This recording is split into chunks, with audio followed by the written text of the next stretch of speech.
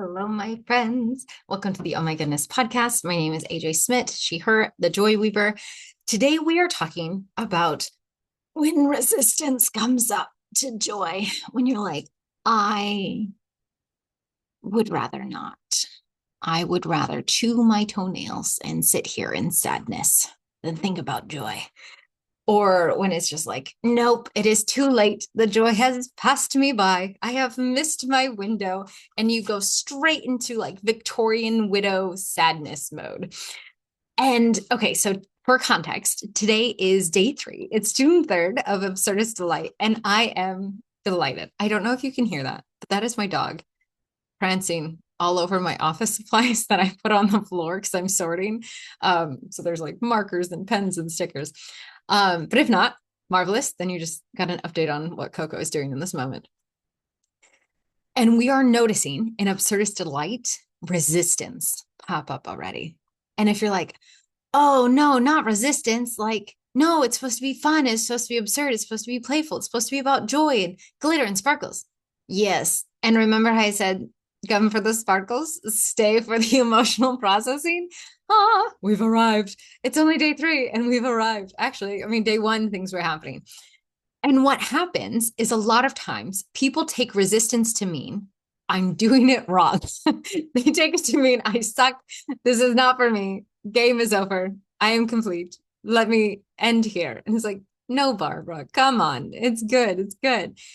When we make stories about how it's supposed to feel, joy, expression, life, whatever, we get all up in our head and we get so caught up, like caught up. I'm all caught up, except in a bad way, not in a fun way.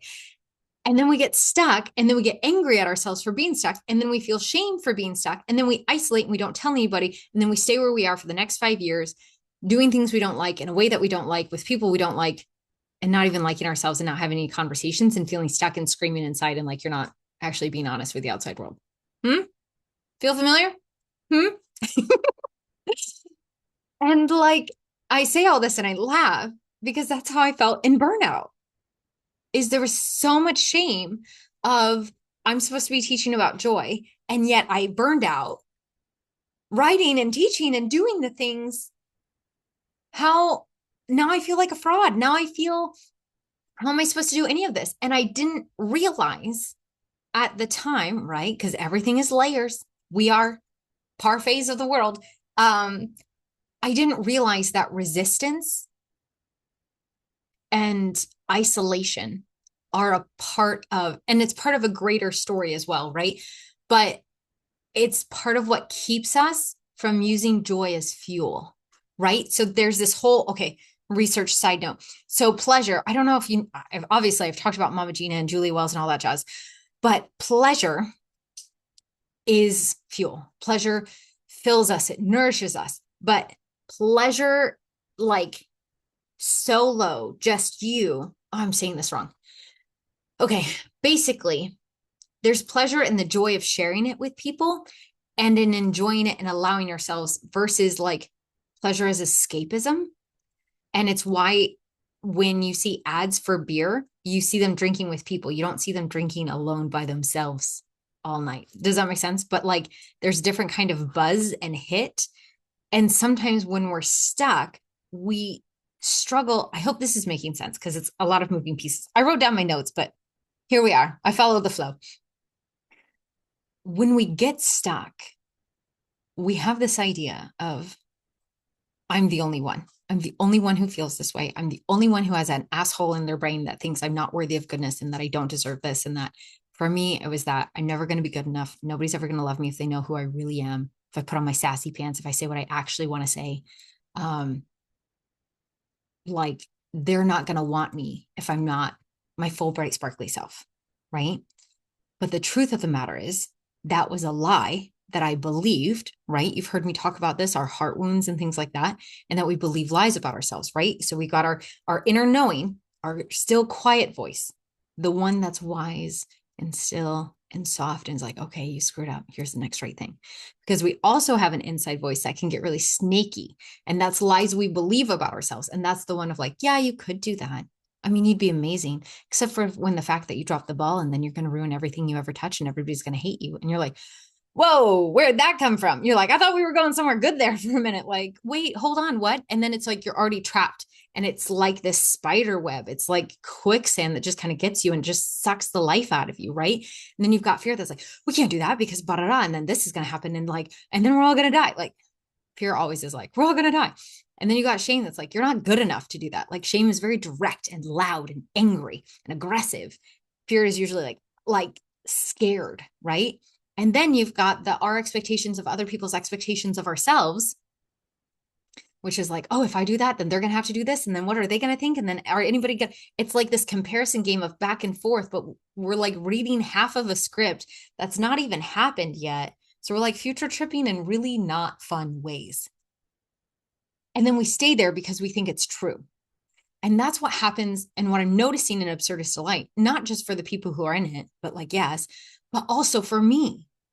I think I recorded the last 2 weeks podcast episodes yesterday. So it's funny because I listened to one of them yesterday. And I can't remember if I said this or not. I think I did. But day one of Absurdist Delight, I was like, ooh, putting on my elf ears while I'm traveling, that's like too much. And then I didn't have my glue and I didn't wear them anyways, but I put on my little face freckles and it turned out great, right? And then yesterday, I did not want to get ready. I didn't want to lean into joy. I didn't want to lean into pleasure. I was like, the day's gone. I am a trash panda. And today, what happened, right? Our brains are sneaky. Our brains are trying to protect us. And that's why I want you to be thinking about joy as an experiment. And we're going to get into that in a second. But the resistance, when you don't take the bait, right? You are a megalodon shark. By the way, did I post it yet? No, I don't think I did. Okay, but it'll be out by then. Okay, I just have to do a side note. Okay, so we know when I'm telling stories. Wait, hold on. Let me. Oh no. Okay.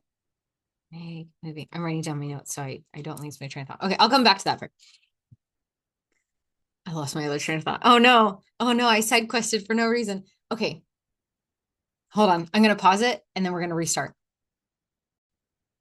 Ah, that's what it was. Okay. So what happens is then when we're like, here's my game plan.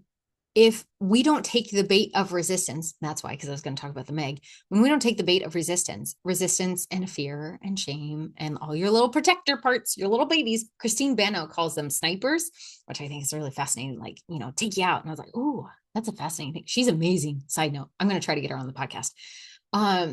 She's just a phenomenal woman. But what happens is it'll shift gears. It'll try something a little different. And so today, I was going about my day. I'm still catching up from work and travel and all this jazz. And I went to do something and I was like, oh, it's 10:30 and I don't have my ears or my face glitter on. I should go do that. And immediately the next thought that popped in my head is like, it's too late. The day's all gone. Doesn't even matter. It's not even like you're really into joy anyways. And I was like, what the hell? What? Where is what? Like it almost made me laugh because it was so outrageous and so straightforward. The more you practice listening, the clearer it is, and there's different clairs and stuff. And that's a whole other conversation. But the more you listen to your body and you practice listening to different parts of your body, your protective parts and all the parts that are just trying to protect you, the more you can have conversations back and forth. So I was like, oh, is it? I mean, it's still morning. Technically, it's like 4 a.m. in Hawaii right now. So it's still very early in the day. And I was just like a little part of me was like, no, you're not even doing what you promised. You said all day, every day. And I'm like, okay, Barbara, it's okay. It's okay that I did not have them at my morning meeting. I didn't go for a run in my elf ears and glitter. Like I had to shower. It's okay. But like our brains are so tricky sometimes in being like, all is lost. Shut it down. Nope, this is not for us. And then it's our job to be like, is that true? Is that helpful? Is that kind? And I was like, no, I said, I'm going to do this. And this is part of an experiment, which is what I keep coming back to anytime I get stuck.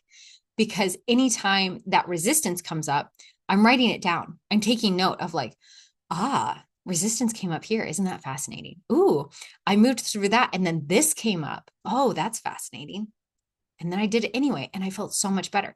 And so I'm building up evidence that when I don't listen to resistance and I listen to my nudge of what I actually desire, I get in the flow. Like I feel good. Da-na-na-na-na-na, like I knew that I shouldn't. Mm-hmm. Like I feel so good. I feel so good. So good. And like I've got my elf ears on. If you're not listening, I've got my makeup, I've got my glittery, I got my rings, I got henna, like my hair is done up. Like, oh, I got new sparkles last night. Like I just feel like me. And I feel like me because I got up and moved my body. I went to my meeting. Like I had my shake. I like got good sleep. I put on my makeup. My like, do you see how all of these things added up to me feeling like me? And even before I put my elf ears and glitter on, like I was feeling good, but I was in like task mode. And now I'm like, let's get it done, but we're going to get it done with joy. I feel like my energy has shifted because I let in a little bit more play. Am I seeing anybody today? Actually, yeah, I do have a couple coaching calls.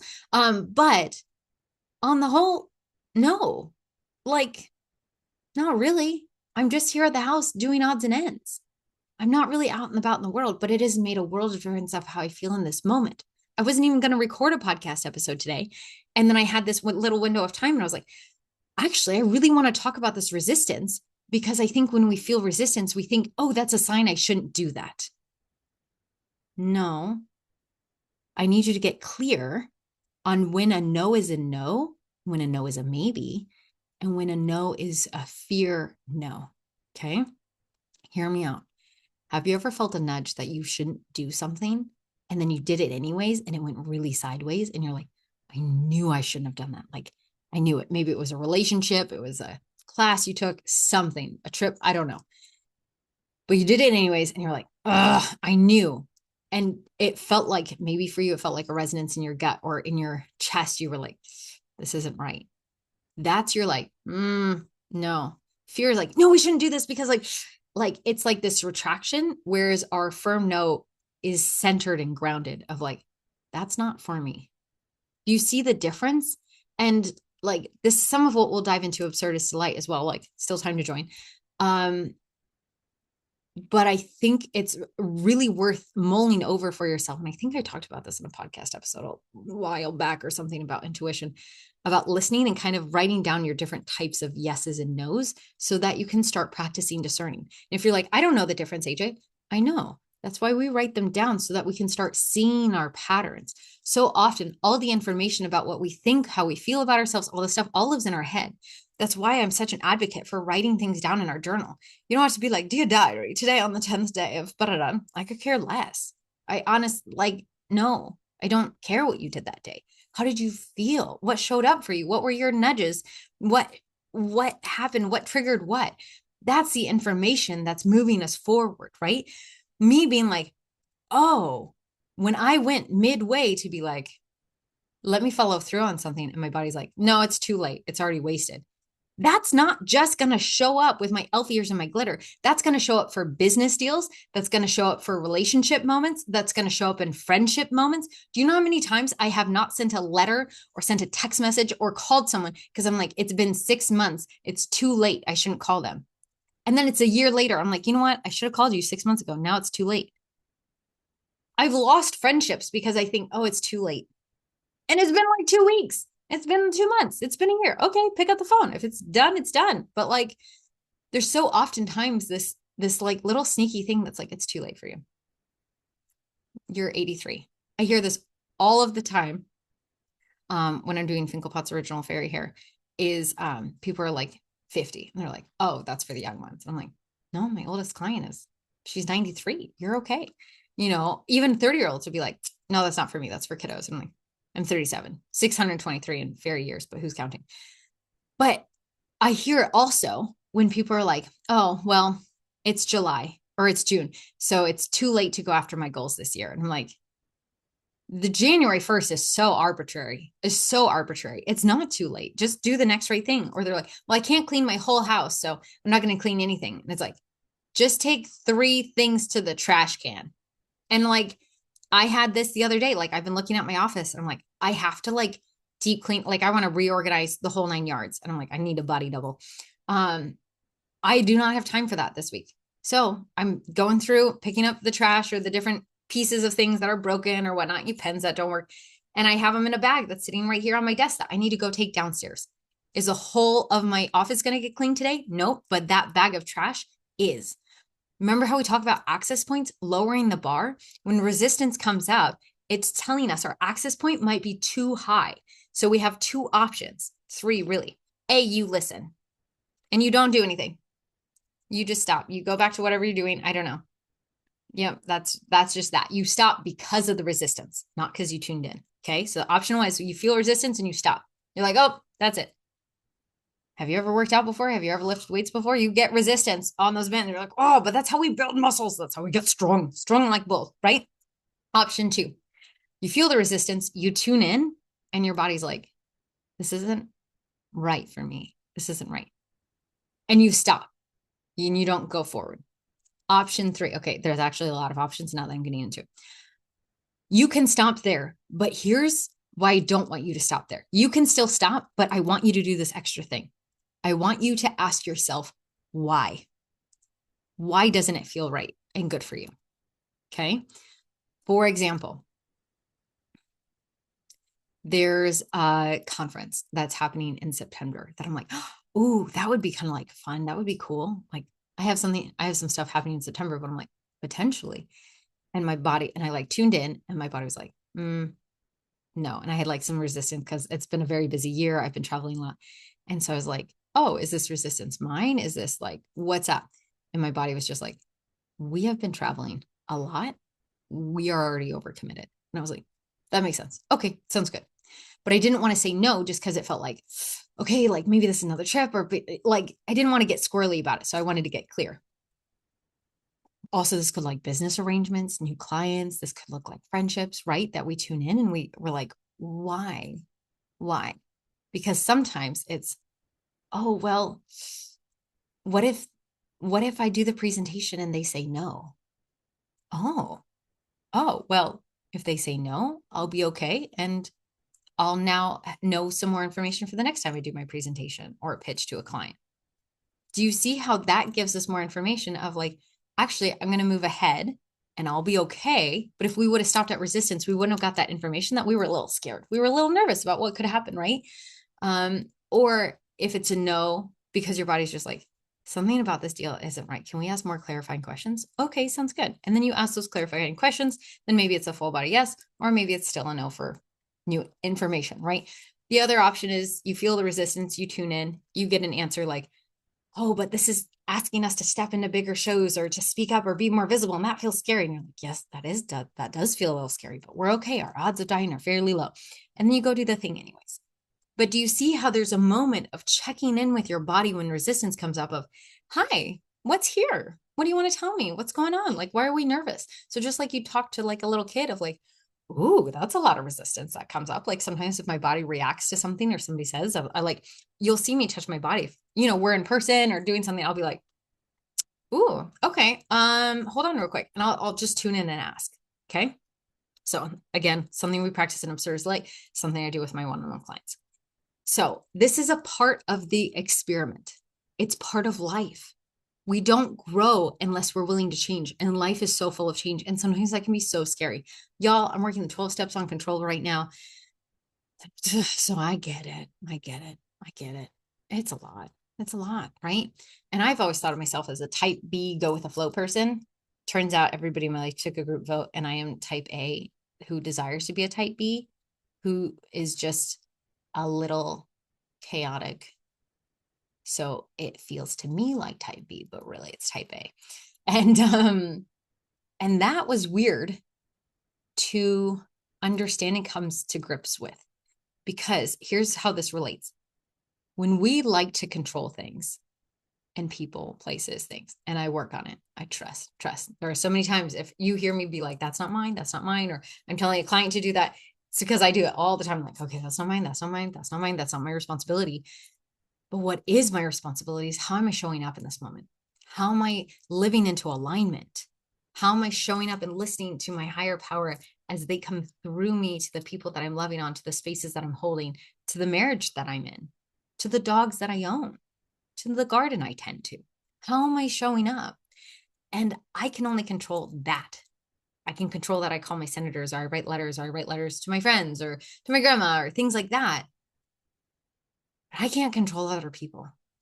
And if we abdicate our willingness to do the work to show up in alignment for ourselves, we're abdicating what comes next.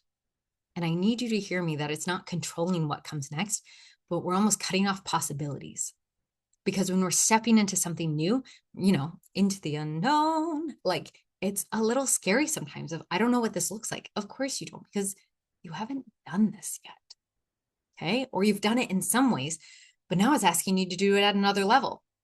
And when I tell you that I am stepping into a new era of my work, and it has me a little like, am I ready for this? Am I good enough? Do I belong in these rooms? And then I have to remember, I have put in years of work and blood, sweat, and tears, and serving my people well, and showing up with integrity, and trying and learning and failing. 15 years of running a business. It's looked like a lot of different things, but it's, kind of same threads all throughout. And now in the last year, things have exploded in the best of ways.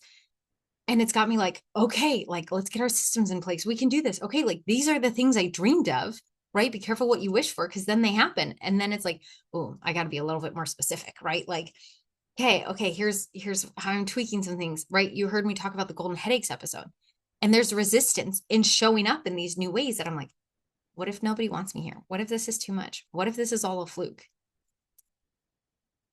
Are you for real? 15 years of business and like 5 years of doing this work, and like we think it's like, be for real. Stop.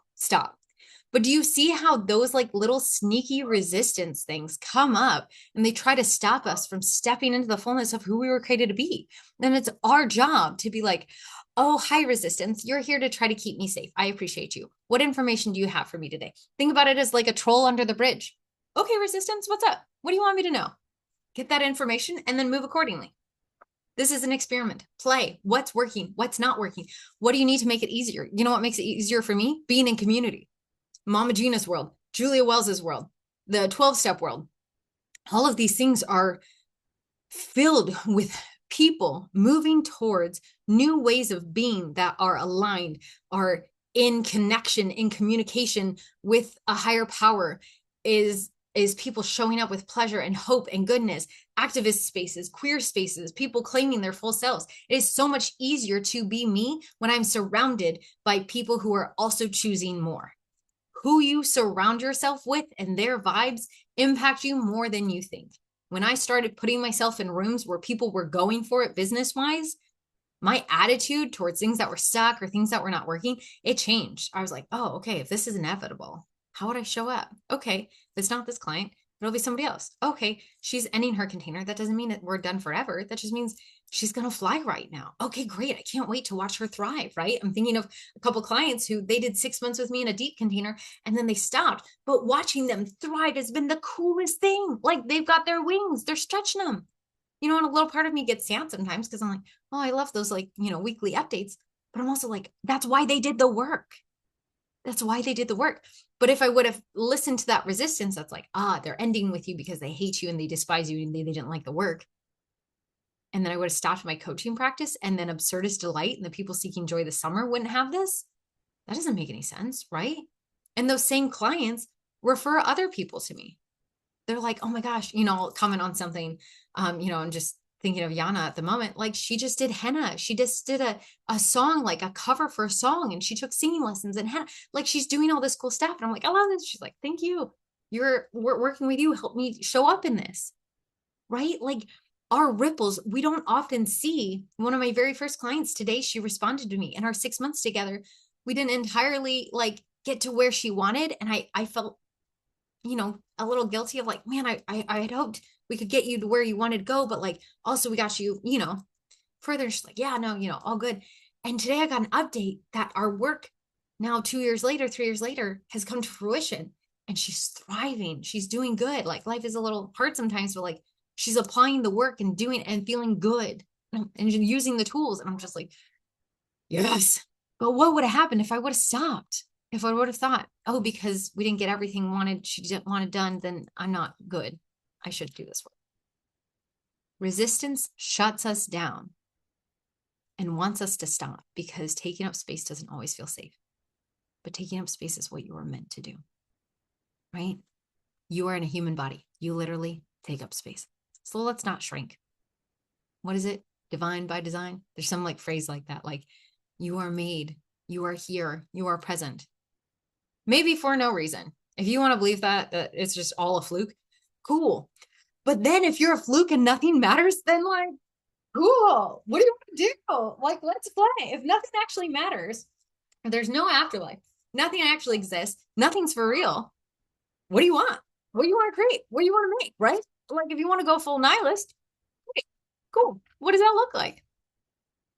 But so often people think nothing actually matters, so nothing matters, including me. It's like, well, that's not a fun take on that. How's that serving you? How's that feeling? Resistance will be sneaky quicksand. You don't have time for that. Okay. So get in community. Embodied and Joy is my free Facebook group. Absurdist Delight is running June through July. If you're listening 2026, come join us. Send me a message. It's not too late. Honestly, if we sell out and you send me a message, I will still be like, come join us, come play with us.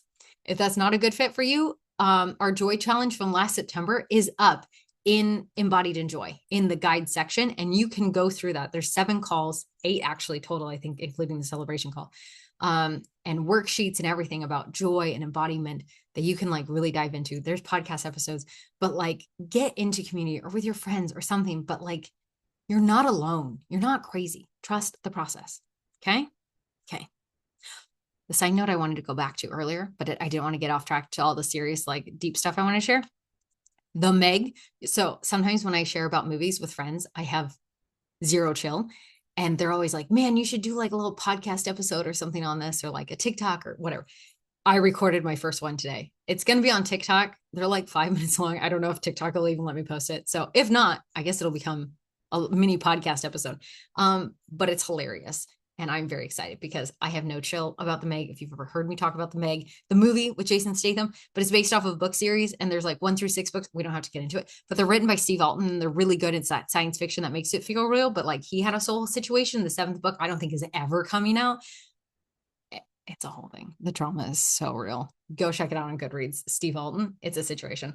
But the books are astounding. Oh, they're astounding. And then the Meg obviously has movie 1 and movie 2. I'm very sad movie 4 will never happen. I mean, maybe, but the way they did movie 2 makes me think that they won't. Because like in movie 4, okay, bear with me for like 2 seconds.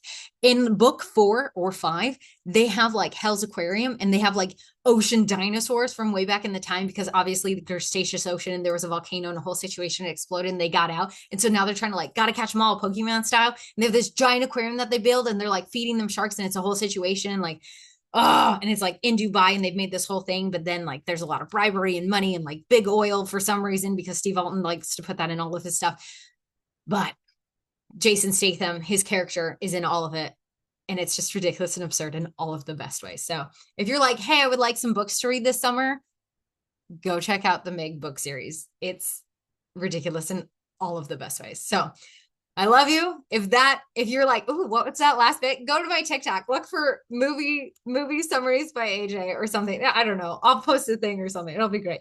Okay. Sing your soul song. Have a great day. Don't let resistance fuck up your day. Oh, I rhymed. Oh, I love that. Okay. Bye.